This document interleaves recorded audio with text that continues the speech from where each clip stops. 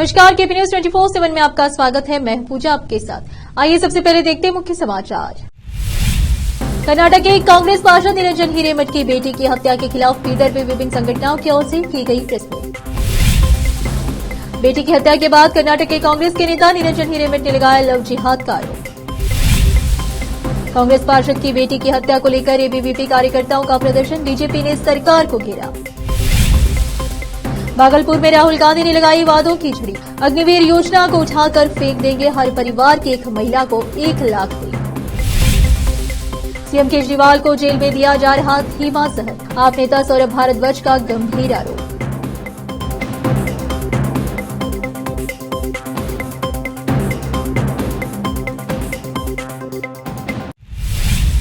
अब समाचार विस्तार से। कर्नाटक के एक कांग्रेस पार्षद निरंजन हिरेमठ की बेटी 23 साल की Neha Hiremath master of computer application के फर्स्ट ईयर की छात्रा की हत्या कर दी गई। हुबली के बीबी कॉलेज में एक पूर्व छात्र ने 7 बार चाकू मारकर हत्या कर दी। छात्र नेहा हिरेमठ की हत्या के खिलाफ आज शनिवार 20 अप्रैल को बीदर जिले की विभिन्न संगठनों की ओर से बीदर के पत्रिका भवन में एक प्रेस मीट आयोजित की गई, जिसमें सभी संगठनों के प्रमुखों के अलावा अन्य उपस्थित रहे। इस अवसर पर सभी ने कांग्रेस पार्षद निरंजन हिरेमठ की बेटी 23 साल की नेहा हिरेमठ के हत्यारे को सख्त से सख्त सजा देने और इस मामले की जांच एनआईए से करवाने की मांग की। इस अवसर पर सिद्धरामैया स्वामी, वैजनाथ कमठानी, रामकृष्ण साडे ओंकार, रोटे, शांतम्मा मुलगे और अन्य उपस्थित थे। केपी न्यूज के कैमरामैन पप्पुराज का कवरेज।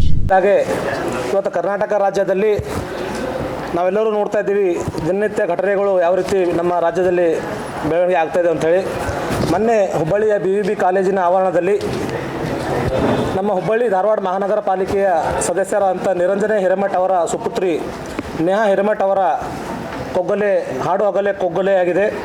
ಸೊ ಈ ಬರ್ಬರ ಹತ್ಯೆಯನ್ನು ಖಂಡಿಸಿ ಇವತ್ತು ರಾಜ್ಯಾದ್ಯಂತ ಪಕ್ಷ ಭೇದ ಮರೆತು, ಜಾತಿ ಭೇದ ಮರೆತು ಎಲ್ಲರೂ ಕೂಡ ಇದನ್ನು ಖಂಡನೆ ಮಾಡ್ತಾ ಇದ್ದಾರೆ. ಸೊ ಇಂಥ ಸಂದರ್ಭದಲ್ಲಿ ಮಾನವೀಯತೆ ನೆಲೆ ಮೇಲೆ ನಂಬೋದು ಎಲ್ಲರದ್ದು ಏನಪ್ಪ ಅಂದ್ರೆ ಗಲ್ಲು ಶಿಕ್ಷೆ ಯಾವ ರೀತಿ ಎನ್ಕೌಂಟರ್ ಮಾಡಲ್ ಅಂತ ಹೇಳ್ತಾರೆ ಅಥವಾ ಬೇರೆ ಬೇರೆ ಮಾಡಲ್ ಅಂತ ಹೇಳ್ತಾರೆ, ಆ ರೀತಿ ತಕ್ಷಣ ಘಟನೆ ಅಂತ ಏನಪ್ಪ ಅಂದ್ರೆ ಗಲ್ಲು ಶಿಕ್ಷೆ ಅಂತ ಕಾನೂನು ಆಗಬೇಕು.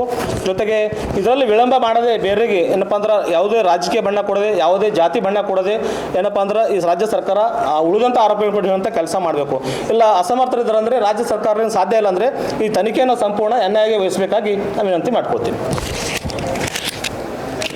ಮಹಿಳೆಯರಿಂದ ನಮಸ್ಕಾರ ಹೇಳ್ತೇನೆ. ಯಾರೇ ಆಗಲಿ ಒಂದು ಮನೆ ಮುಂದೆ 2 ಗಿಡ ನೆಟ್ಟರೆ ಅದನ್ನು ಕಡಿಯುವ ಹಕ್ಕಿಲ್ಲ. ನಮ್ಮ ಮನೆ ಮುಂದೆ ನಾವೇ 2 ಗಿಡ ಹಚ್ಚಿದ್ರೆ ಅದನ್ನು ಕಡಿಯುವ ಹಕ್ಕು ನನಗೇ ಇಲ್ಲ. ಒಂದು ಬೀದಿ ನಾಯಿ ಕೊಲೆ ಮಾಡೋದು ಹಕ್ಕಿಲ್ಲ.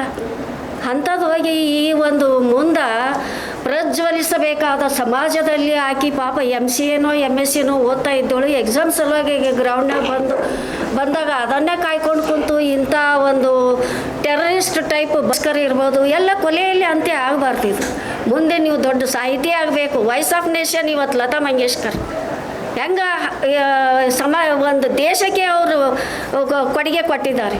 ಇಷ್ಟರಲ್ಲೇ ಒಂದು ಸಣ್ಣ ಒಂದು ಲವ್, ಇದು ಪ್ರೀತಿ, ಇದು ವಯಸ್ಸಿನಾಗ ಇರ್ತದೆ. ಅದನ್ನು ಸ್ವಲ್ಪ ಸಂಯಮದಿಂದ ವರ್ತಿಸಿದ್ರೆ ನಿಮ್ಮ ಏಳಿಗೆ ಒಳ್ಳೆಯದಾಗ್ತದೆ ಅಂತ ಹೇಳಿ। बीदर में सीपीआई पार्टी जिला बीदर की ओर से जिले के सभी पदाधिकारियों को बुलाकर एक मीटिंग की गई। उसके बाद एक प्रेस मीट आयोजित की गई, जिसमें सीपीआई पार्टी के पदाधिकारी और कार्यकर्ता के अलावा अन्य उपस्थित रहे। इस प्रेस मीट में लोकसभा चुनाव में बीदर लोकसभा सीट से कांग्रेस के उम्मीदवार सागर खंडे का साथ देने का सभी कॉमरेड से अपील की गई। इस अवसर पर अली मोहम्मद खान, बाबूराव हुन्ना, नजीर अहमद, चुंडी, शाफत अली, चांदोबा भोसले, मुनीरुद्दीन बगदल के अलावा अन्य उपस्थित थे। केपी न्यूज के कैमरामैन पप्पुराज का कवरेज। सभी कॉमरेड को लाल सलाम। आज communist party of India Bidar की जानिब से सभी ज़िले के अहम कार्यकर्ताओं को बुलाकर एक मीटिंग ली गई और इस मीटिंग में ये तय किया गया, इंडिया अलायंस के जो उम्मीदवार हैं सागर खंडे जी, उनको सभी कॉमरेड्स सपोर्ट करें। ज़िले में अलंद और पूरा जो ज़िला है, पूरी कॉन्स्टिट्यूंसी में हमारे सभी कार्यकर्ताओं को इत्तला दे दी गई है कि आप लोगों को कांग्रेस के उम्मीदवार की तायद करनी है। साथियों, मुल्क के हालात के पेश नज़र डिक्टेटरशिप की तरफ देश जाने से बचाने के लिए हमें मोदी के खिलाफ वोट करना है और कांग्रेस को जिताना ज़रूरी है। इसके लिए हम सब ने ये फैसला लिया है कि हर हाल में कांग्रेस के लिए मेहनत करना है और इस बार सागर खंड्रे को बीदर ಜಿಲ್ಲೆ से जिताना है। ಭಾರತ ಕಮ್ಯುನಿಸ್ಟ್ ಪಕ್ಷವು ಕೇಂದ್ರದಲ್ಲಿರುವ ಬಿಜೆಪಿ ಸರ್ಕಾರವನ್ನು ಅಧಿಕಾರದಿಂದ ಕಿತ್ತೊಗೆಯಬೇಕೆಂದು ನಿರ್ಧಾರ ತೆಗೆದುಕೊಳ್ಳಲಾಗಿದೆ। ಈ ಹಿನ್ನೆಲೆಯಲ್ಲಿ ಬೀದರ್ ಲೋಕಸಭಾ ಚುನಾವಣೆ ಇಂಡಿಯಾ ಒಕ್ಕೂಟದ ಮೈತ್ರಿ ಅಭ್ಯರ್ಥಿ ಸಾಗರ್ ಖಂಡ್ರೆ ಅವರಿಗೆ ಸಪೋರ್ಟ್ ಮಾಡಬೇಕಂತೇಳಿ ಭಾರತ ಕಮ್ಯುನಿಸ್ಟ್ ಪಕ್ಷ ಇವತ್ತು ರೆಸಲ್ಯೂಷನ್ ಪಾಸ್ ಮಾಡಿದೆ। ಯಾಕಂದ್ರೆ ಕೇಂದ್ರದಲ್ಲಿದ್ದಂಥ ಸರ್ಕಾರ ಬರೀ ಸುಳ್ಳು ಹೇಳ್ತಾ ಇದೆ। ಜನರಿಗೆ ಆಶ್ವಾಸನೆ ಕೊಡೋದು ಸುಳ್ಳು, ಜನರಿಗೆ 2 ಕೋಟಿ ನೌಕರಿ ಕೊಡ್ತೆ ಅಂತ ಹೇಳಿದರು, 15 ಲಕ್ಷ ರೂಪಾಯಿ ಕೊಡ್ತೆ ಅಂತ ಹೇಳಿದರು, ಪ್ಲಾನ್ ಬದಲಿಸೋ ಪ್ರಯತ್ನ ಮಾಡ್ತಾ ಇರ್ತಾರೆ। ಈ ಹಿನ್ನೆಲೆಯಲ್ಲಿ ಭಾರತ ಕಮ್ಯುನಿಸ್ಟ್ ಪಕ್ಷ ಬೀದರ್ ಜಿಲ್ಲೆಯ ಮತದಾರರಲ್ಲಿ ವಿನಂತಿ ಮಾಡ್ಕೊಳ್ಳೋದು ಏನಂದ್ರೆ, ತಾವೆಲ್ಲರೂ ಈ ಇಂಡಿಯಾ ಅಲಯನ್ಸ್ದ ಒಕ್ಕೂಟದ ಮೈತ್ರಿ ಅಭ್ಯರ್ಥಿ ಏನಿದ್ದಾರೆ ಕಾಂಗ್ರೆಸ್ದು ಸಾಗರ್ ಖಂಡ್ರೆ ಅವರಿಗೆ ಬೆಂಬಲಿಸಿ ಪ್ರಚಂಡ ಬಹುಮತದಿಂದ ಆಸ್ ತರಬೇಕಂತ ಹೇಳಿ ಭಾರತ ಕಮ್ಯುನಿಸ್ಟ್ ಪಕ್ಷದ ಬಾಬುರಾವ್ನ ನಾನು ವಿನಂತಿಸ್ತೇನೆ। कर्नाटक के एक पार्षद की बेटी की हत्या का मामला कांग्रेस और बीजेपी के बीच टकराव का ताजा मुद्दा बना हुआ है। कांग्रेस नेता की बेटी को हुबली के कॉलेज में एक पूर्व छात्र ने 7 बार चाकू मारा था। पुलिस को शक है कि बात नहीं मानने की वजह से उसी छात्र ने लड़की की हत्या कर दी। 23 साल की Neha Hiremath master of computer application के फर्स्ट ईयर की छात्र थी और हुबली के कॉलेज में पढ़ती थी। फयाज खेंडूनायक नाम का लड़का पहले उसका क्लासमेट था। एक वरिष्ठ पुलिस अधिकारी के मुताबिक नेहा पर कई बार चाकू से हमला करने वाले फयाज ने पूछताछ के दौरान दावा किया कि दोनों के बीच रिलेशनशिप था, लेकिन नेहा पिछले कुछ समय से उससे बचने की कोशिश कर रही थी। नेहा की मौत का मामला कर्नाटक की सत्तारूढ़ कांग्रेस और विपक्षी दल बीजेपी के बीच राजनीतिक खींचातान का मुद्दा बना हुआ है। कांग्रेस ने इस घटना को निजी नजरिए से हुई घटना के तौर पर पेश करने की कोशिश की है। कर्नाटक सरकार की परेशानी इसलिए भी बढ़ गई है कि नेहा के पार्षद पिता ने भी इस अपराध को लव जिहाद बताया है। कांग्रेस पार्षद निरंजन हिरेमठ ने दावा किया कि आरोपी ने उनकी बेटी को फंसाने की योजना बनाई थी। उन्होंने मीडिया को बताया उसने लंबे समय से साजिश की थी, या तो उसे फंसाने या उसे मार डालने की योजना बनाई थी। हुबली के बीबी कॉलेज में कांग्रेस पार्षद की बेटी की हत्या पर राजनीति जारी है। यह मुद्दा कर्नाटक में सत्तारूढ़ कांग्रेस और विपक्षी भाजपा के बीच राजनीतिक घमासान में तब्दील हो गया है। भाजपा राज्य सरकार पर लगातार निशाना साध रही है। उसका कहना है कि राज्य में कानून व्यवस्था ध्वस्त है और सिद्धरामैया मस्त है। वहीं एबीवीपी कार्यकर्ता लगातार विरोध प्रदर्शन कर रहे हैं। हत्या की घटना को लेकर कर्नाटक के गृह मंत्री जी परमेश्वर के आवास के बाहर विरोध प्रदर्शन कर रहे एबीवीपी कार्यकर्ताओं को पुलिस ने हिरासत में ले लिया। संगारेड्डी जिला जहीराबाद में मंत्री हरीश राव ने खिजर यफाई की ओर से रखे गए ईद मिलाप के अवसर पर जहीराबाद का दौरा। इस अवसर पर हरीश राव कांग्रेस पर जम के बरसे। उन्होंने कहा कि कांग्रेस ने जितने भी वादे किए वो अभी तक अमल में क्यों नहीं आए। सीएम रेवंत रेड्डी ने बताया था कि कांग्रेस ने जो वादा किया वो 100 दिन में पूरा किया जाएगा। 120 ऑफ हो गए, अभी तक कोई भी काम नहीं किया गया। सीएम अपने वादे से मुखर हो गए हैं। अभी बारिश के कारण से जो किसानों का नुकसान हुआ है उन्हें 25,000 रुपए प्रति एकड़ दिया जाए। कांग्रेस पार्टी सिर्फ ट्विटर पर वीडियो डाल रही है। हरीश राव ने जहीराबाद से सांसद प्रत्याशी अनिल कुमार को भारी वोट देकर जीतने की अपील की। इस अवसर पर खिजर यफाई विधायक के माणिक राव, सांसद उम्मीदवार अनिल कुमार, डीसीएमएस के अध्यक्ष शिव कुमार, टीएसएससीसी डीसी के अध्यक्ष वाई नरोत्तम, पूर्व नगर अध्यक्ष सैयद मोहिउद्दीन, अबूद यफाई, ता यफाई पार्टी के नेता और कार्यकर्ता उपस्थित थे। जहीराबाद से मोहम्मद हिम्मतुल्ला की रिपोर्ट। చెప్పలేదు అని చావు కబురు సల్లగా చెప్తుంది అంటే ఏరు దాటేదాకా ఏరు మల్ల అంటే చూడు ఓడ దాటేదాకా ఓడ మల్లప్ప, ఓడ దాటినాక బోడ మల్లప్ప లెక్క అయిపోయింది కాంగ్రెస్ పార్టీ। ఎన్నికల ముందేమో మేము మొదటి సంతకమే దాని మీద డిసెంబర్ 9 నాడే మాఫీ చేస్తామన్నారు। ఇప్పుడేమో మేము 100 రోజుల్లో హామీ ఇవ్వలేదని చెప్పి ఉప ముఖ్యమంత్రి గారు నాలుక మడత పెడతా ఉన్నాడు। అంటే రుణమాఫీ పైన రేవంత్ రెడ్డి గారు చెప్పిన విషయం బట్టి గారు తనకు తెలియదన్నట్టు నటించడం హాస్యాస్పదం। ఇవాళ కాంగ్రెస్ నాయకులు పెట్టారు 6 గ్యారెంటీలను 100 రోజులు అమలు చేస్తా, మొదటి సంతకం అదే అన్నాడు. నిన్ననేమో పోయి ఆగస్టు 15లోగా రుణమాఫీ చేస్తా అని నయా నాటకం పెట్టిండు రేవంత్ రెడ్డి. బట్టి విక్రమార్క అంటాడు నాయనే మేము 100 రోజుల్లో చేస్తామని ఎక్కడ చెప్పనే లేదు అని చెప్పి ఇవాళ రైతుల్ని అవమానపరుస్తా ఉన్నాడు. ఈ విషయాలన్నీ కూడా సాక్ష్యాలతో సహా వీడియోలు పెట్టి బట్టి విక్రమార్క గారికి నేను ట్వీట్ చేసిన. ఇప్పటికైనా బట్టి విక్రమార్క గారు నా వీడియోలను, నేను నా ట్వీట్ను చూసి రేవంత్ రెడ్డి మాటలు విని ఈ రాష్ట్రంలోని 70 లక్షల మంది రైతులకు క్షమాపణ చెప్పాలని చెప్పి. फिलहाल एक छोटा सा ब्रेक।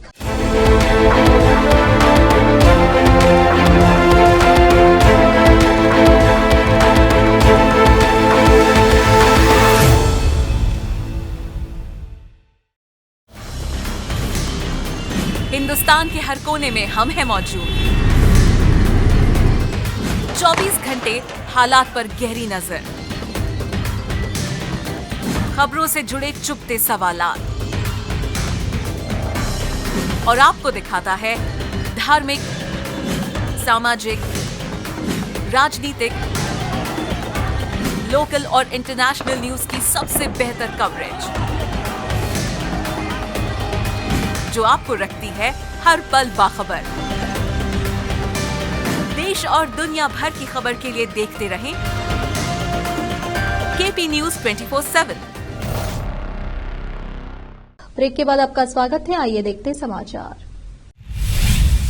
संगारेड्डी जिला जहीराबाद में बीजेपी पार्टी की एक ओर से की गई प्रेस वार्ता 2019 के कांग्रेस सांसद उम्मीदवार ने बताया है कि 2019 के चुनाव में बीबी पाटिल ने नियमों का पालन नहीं किया। ये केस हाईकोर्ट ने खारिज कर दिया। वकील पांडुरंग ने मीडिया से बात करते हुए चुनाव आयोग को बताया कि जो हलफनामा दिया गया था उसमें कोई भी आपराधिक मामला नहीं है। बीबी पाटिल ने मोदी के काम को देखकर बीजेपी पार्टी ज्वाइन की। उमाकांत पाटिल, बसवराज पाटिल, अरुण कुमार, विजय मोहन रेड्डी, राजू स्वामी, मल्लप्पा और पार्टी के नेता और कार्यकर्ता मौजूद थे। जहीराबाद से मोहम्मद नेमतुल्लाह की रिपोर्ट। बिहार के भागलपुर सैंडिस कंपाउंड में एक मंच पर कांग्रेस के पूर्व अध्यक्ष राहुल गांधी, बिहार विधानसभा में नेता प्रतिपक्ष तेजस्वी यादव और वीआईपी प्रमुख मुकेश साहनी नजर आए। सभी नेताओं ने भागलपुर लोकसभा सीट से कांग्रेस प्रत्याशी अजित शर्मा के समर्थन में जनसभा को संबोधित किया। चिलचिलाती धूप और भीषण गर्मी में भी काफी संख्या में समर्थक शहर के सैंडिस कंपाउंड मैदान पहुंचे। राहुल गांधी के संबोधन को सुनने के लिए काफी संख्या में महिलाएं भी सभा स्थल पर पहुंची। राहुल गांधी को देखने और सुनने के लिए खासकर युवतियों में गजब का उत्साह देखा गया।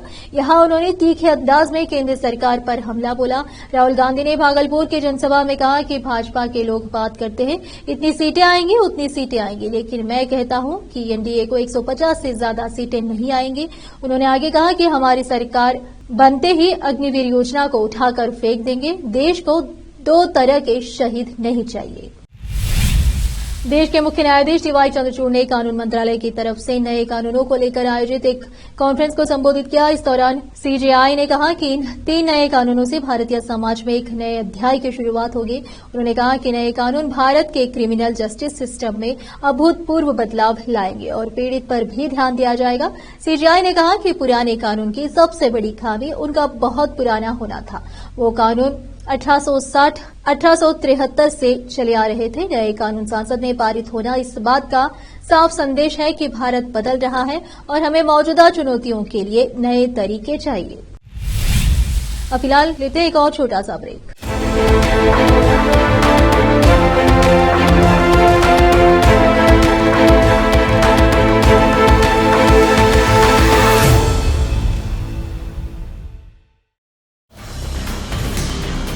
हिंदुस्तान के हर कोने में हम हैं मौजूद। 24 घंटे हालात पर गहरी नजर, खबरों से जुड़े चुपते सवालात, और आपको दिखाता है धार्मिक, सामाजिक, राजनीतिक, लोकल और इंटरनेशनल न्यूज की सबसे बेहतर कवरेज, जो आपको रखती है हर पल बाखबर। देश और दुनिया भर की खबर के लिए देखते रहें केपी न्यूज 24/7। ब्रेक के बाद आपका स्वागत है। आइए देखते हैं समाचार। दिल्ली शराब नीति घोटाला मनी लॉन्ड्रिंग केस में दिल्ली के मुख्यमंत्री अरविंद केजरीवाल फिलहाल तिहाड़ जेल में बंद। वह जेल में तबीयत खराब होने का आरोप लगा रहे हैं। इस बीच आम आदमी पार्टी ने एक और गंभीर आरोप लगाया है। आप नेता सौरभ भारद्वाज का आरोप है कि जेल में अरविंद केजरीवाल को धीमी मौत दी जा रही है। उनका कहना है कि अगर शुगर लेवल ऊपर जाएगा तो नसों पर असर पड़ेगा और किडनी खराब हो सकती है। उन्होंने दिल्ली के उपराज्यपाल पर तंज कसते हुए कहा कि कोई विनय कुमार सक्सेना केजरीवाल की किडनी वापस नहीं ला सकता। दिल्ली के स्वास्थ्य मंत्री ने कहा कि सीएम केजरीवाल के स्वास्थ्य के बारे में कई बातें मीडिया में कही जा रही है। सब 20-22 साल से जानते हैं कि उन्हें डायबिटीज है। हर घर में खास तौर पर बुजुर्गों को शुगर है। एक बार दवाई शुरू होने पर इंसुलिन की जरूरत पड़ती है। उन्होंने कहा कि जिस मुख्यमंत्री ने दिल्ली के अंदर स्वास्थ्य की सारी सुविधाएं मुफ्त दी, आज उसे जेल में दवा नहीं दी जा रही, जबकि एक सामान्य व्यक्ति को भी जेल में दवा दी जाती है। दूरदर्शन ने अपने लोगों का रंग लाल से बदलकर ऑरेंज कर दिया है। विपक्ष इसकी जमकर आलोचना कर रही है। दूरदर्शन के अंग्रेजी समाचार चैनल डीडी न्यूज ने हाल ही में एक्स पर एक नया प्रमोशनल वीडियो शेयर कर नए लोगों का खुलासा किया। डीडी न्यूज ने कैप्शन में लिखा, हालांकि हमारे मूल्य वही हैं, हम अब तक नए अवतार में मौजूद है। एक ऐसी न्यूज जर्नी के लिए तैयार हो जाइए जो पहले कभी नहीं हुई। बिल्कुल नए डीडी न्यूज का अनुभव ले।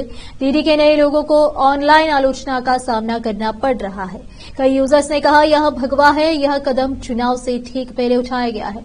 दूरदर्शन के मूल संगठन के पूर्व प्रमुख और तृणमूल सांसद जवाहर सरकार ने भी कहा कि चुनाव से ठीक पहले दूरदर्शन के लोगों का भगवाकरण देखकर दुख हुआ। उन्होंने कहा, ऑनलाइन पोस्ट में कहा, नेशनल ब्रॉडकास्ट दूरदर्शन ने अपने ऐतिहासिक फ्लैगशिप लोगों को भगवा रंग में रंग दिया है। इसके पूर्व सीईओ के रूप में मैं इसके भगवा कारण को चिंता के रूप में देख रहा हूं और महसूस कर रहा हूं।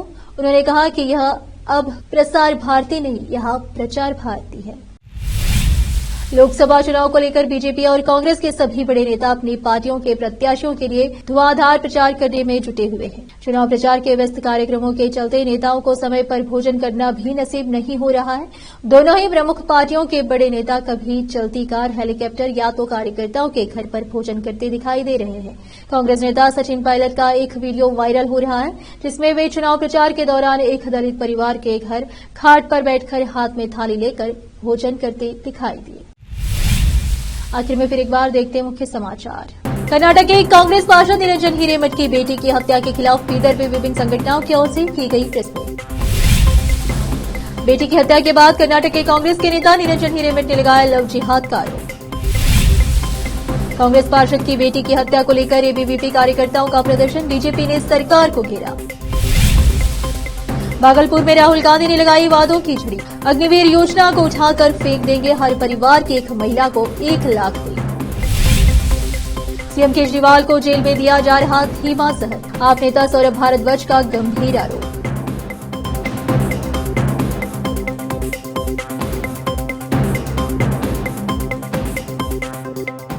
केपी न्यूज में इतना ही। देश और दुनिया की ताजा खबरों के लिए देखते रहिए आपका अपना चैनल केपी न्यूज 24/7। धन्यवाद।